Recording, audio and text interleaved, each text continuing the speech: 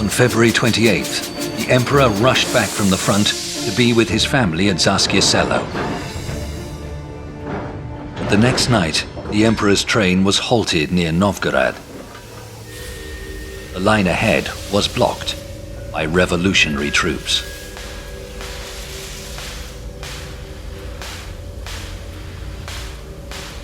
A great shame. I failed to reach Saskia Selo. All my thoughts and feelings are there. God help us.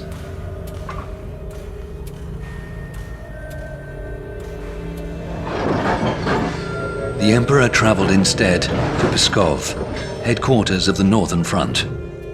He planned to redeploy troops from the front to crush the revolt in the capital. But behind his back, General Alexeyev, acting commander-in-chief, was sending telegrams to the front commanders asking if it was desirable for the emperor to abdicate. All of them answered, yes.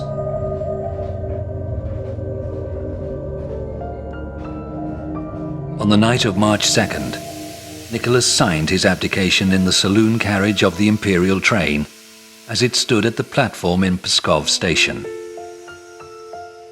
From that moment on, he was Colonel Nicholas Romanov.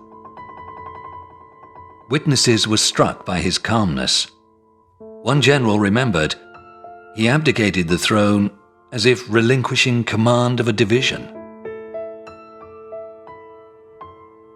Nicholas wrote in his diary, "The bottom line is that to save Russia and keep the army at the front, I need to take this step." The emperor's abdication had been demanded by a wide range of political and military figures. They were responding to the crisis unfolding within Russia. The war had led to huge casualties at the front, as well as bread queues, shortages and inflation at home. Soldiers and civilians wanted political change. Nicholas's abdication was demanded by the State Duma as the only way to achieve political progress. It was also demanded by the army, whose generals reported that many of their men sympathized with the revolutionaries and could no longer be relied upon to fight for the Tsar. Amongst the Romanovs, there was no agreement on the monarchy's future. Some disliked or blamed the emperor and his wife. Others believed the monarchy did need to make changes, though none of the Grand Dukes were prepared to take responsibility for making them.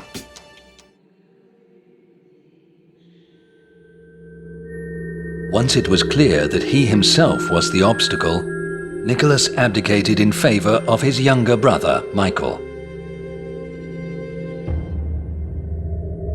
Michael, the favorite youngest son of Alexander III, who had tipped the bucket of water on his father's head, refused to take the throne and issued his renunciation the next day, March 3rd.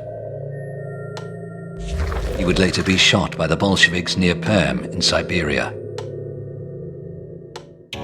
His manifesto of March 3, 1917, stated that he, Michael Romanov, would not accept the throne until a constituent assembly made up of the people's representatives had voted on a new form of government for Russia. Only then, with the people's consent, would he accept the throne. His grand gesture, however, was quickly overtaken by events.